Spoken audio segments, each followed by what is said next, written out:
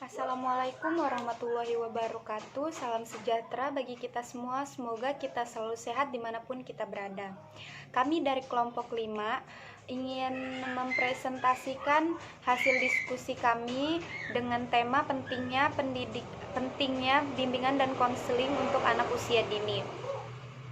Kelompok kami beranggotakan 4 orang, yaitu saya sendiri, Apreja Saputri, dan ada 3 rekan lainnya, yaitu Hayatun Nufus, Sugatman Nugraha, dan Nur Hasanah.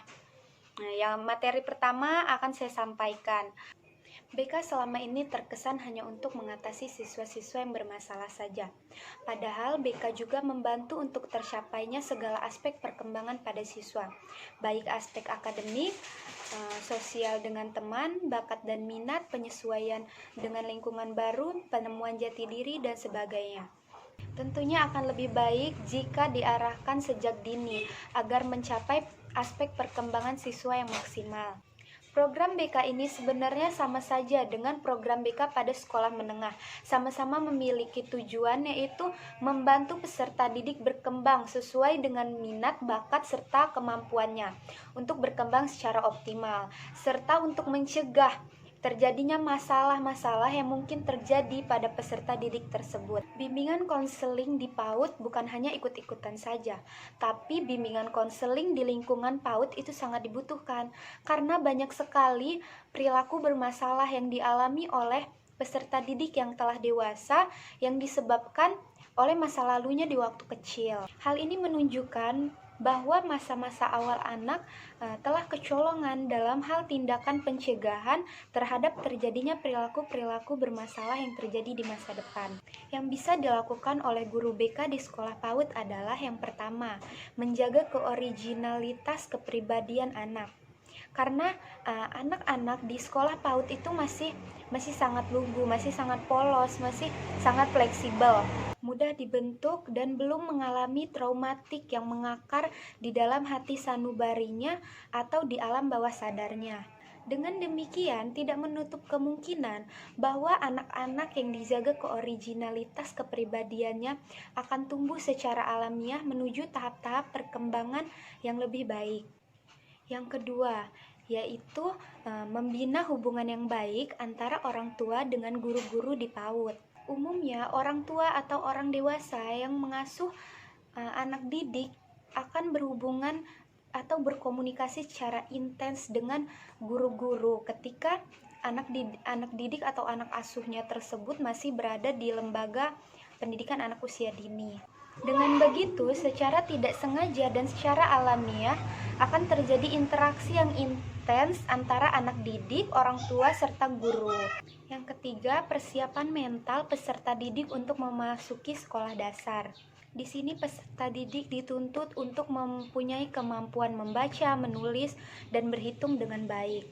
Bimbingan konseling juga membantu guru untuk mengidentifikasi bakat, minat, serta potensi yang dimiliki oleh peserta didik tersebut. Yang keempat, stabilitas perkembangan fisik motorik peserta didik. Bimbingan konseling menjaga stabilitas serta keseimbangan perkembangan fisik motorik peserta didik agar mereka dapat tumbuh dan berkembang dengan baik sesuai tugas-tugas perkembangannya. Dengan demikian, bimbingan konseling pada aspek fisik motorik harus dapat menekankan pada keseimbangan perkembangan motorik kasar serta perkembangan motorik halus. Baik, di sini saya akan menjelaskan tentang motorik kasar.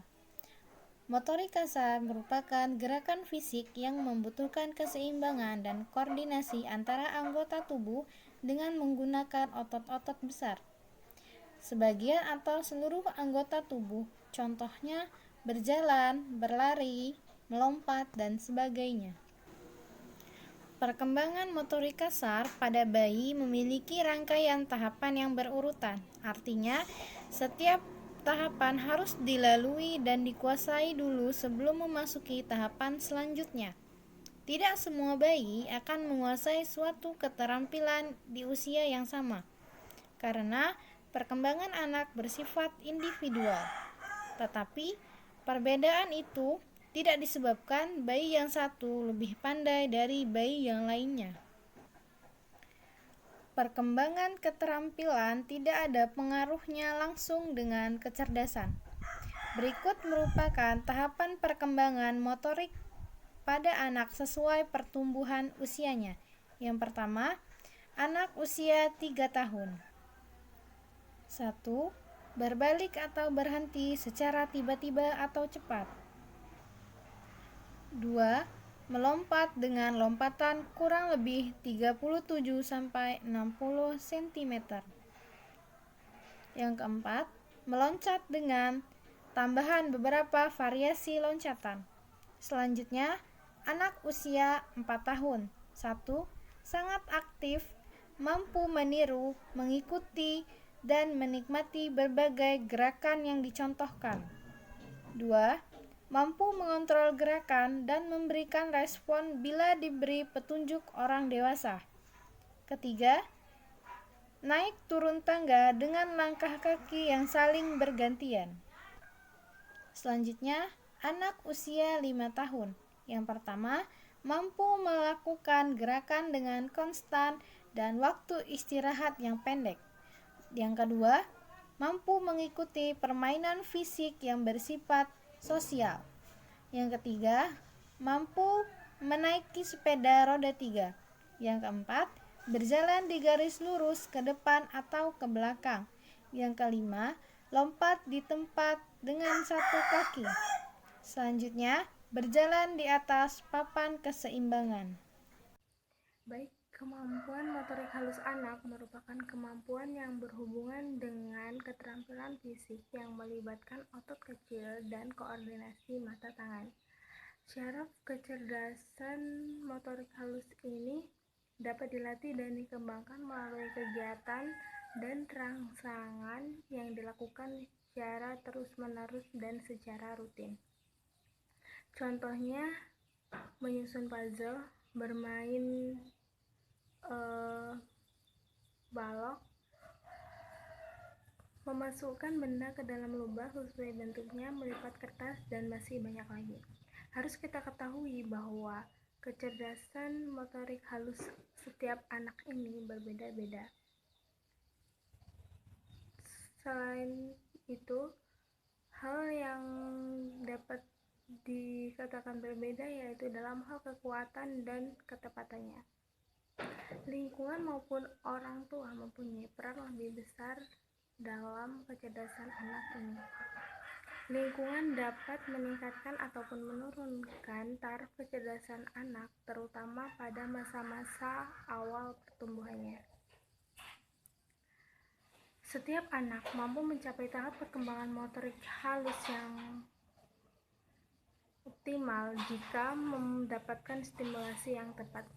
Di setiap fase, anak membutuhkan rangsangan untuk mengembangkan kemampuan mental dan motorik halusnya.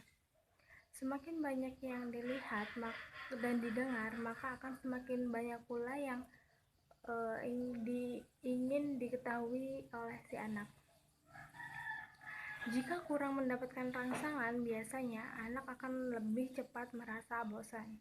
Tetapi bukan berarti kita sebagai orang tua bisa ataupun boleh memaksa si anak. Mereka akan merasa tekanan, persaingan, penghargaan, hukuman, atau rasa takut yang dapat mengganggu usaha yang dilakukan oleh si kecil. Ada beberapa perkembangan motorik halus anak berdasarkan tahapan usianya. Yang pertama, anak usia 3 tahun.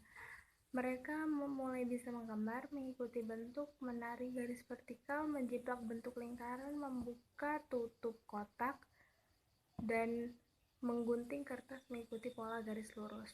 Selanjutnya, pada anak usia 4 tahun, mereka mulai bisa menggambar sesuatu yang diketahui, bukan yang dilihat, mulai menulis sesuatu, dan mampu mengontrol gerakan tangannya, menggunting dalam bentuk zigzag, melengkung, membentuk dengan lilin, menyelesaikan puzzle 4 keping.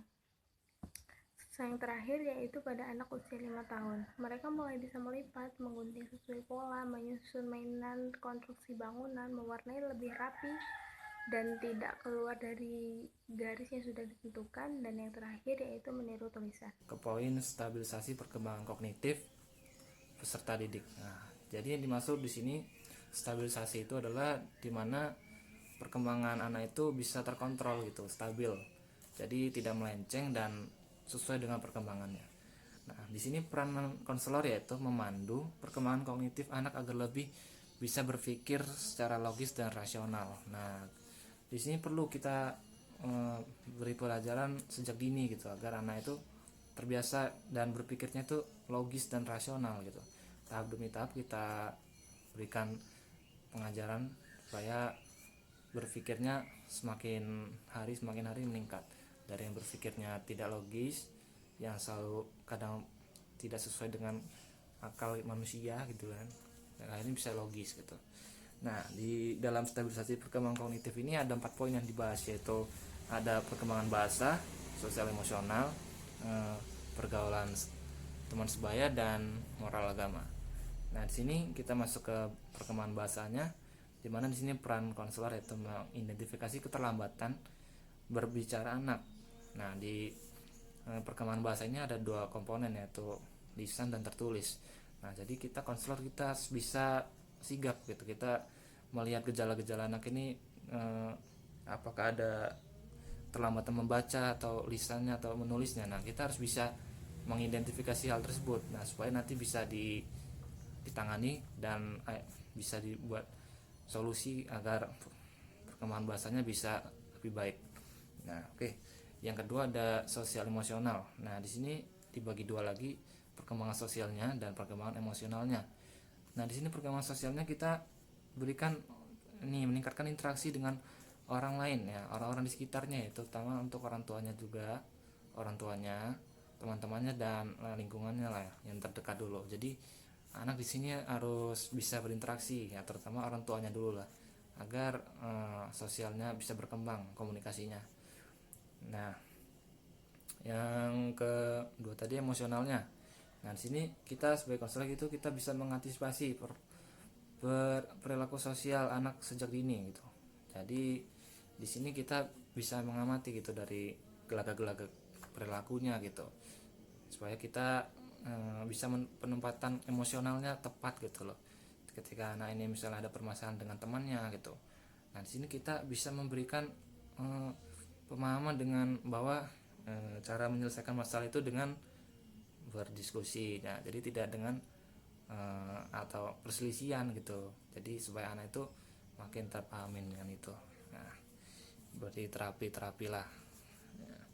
Yang ketiga ada pergaulan teman sebaya. Nah, pergaulan inilah yang penting. Kata si ilmuwan Gregory, pergaulan teman sebaya memiliki peranan penting dalam perkembangan sosial dan kognitif.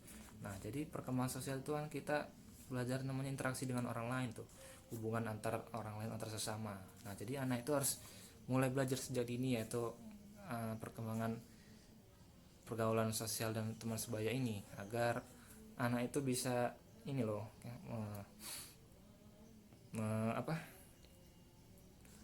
bisa memahami orang lain gitu. Nah, jadi dia bisa mengerti apa yang harus dia lakukan, mana yang tidak dia harus lakukan, seperti itu. Dan yang keempat ada moral dan agama. Nah, ini landasan dimana perilaku yang baik itu, dimana landasan perilaku baik itu ada dari agamanya.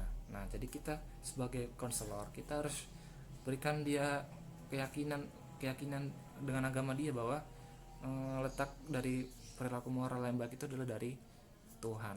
Nah, dari Tuhannya itulah dia harus meyakini dulu, agar dia bisa perkembangan moralnya bisa ada